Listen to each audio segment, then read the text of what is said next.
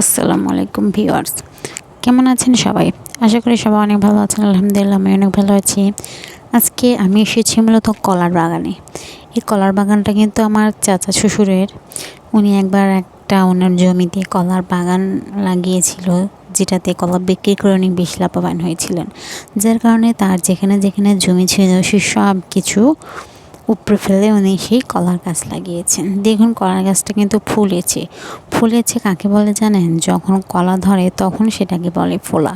অর্থাৎ প্রথমে তো থোড় বের হয়, যেটাকে অনেকে কলার মোচা বলে থাকেন। সেই মোচাটা যখন বের হয় তারপরে আস্তে আস্তে কলা বের হয়। যদিও এটা সাগর কলার মোচা কখনোই খাওয়া যায় না, কষ্ট লাগে, যার কারণে সেটা ফেলে দেওয়ার পরে সুন্দর কলাগুলো হয়।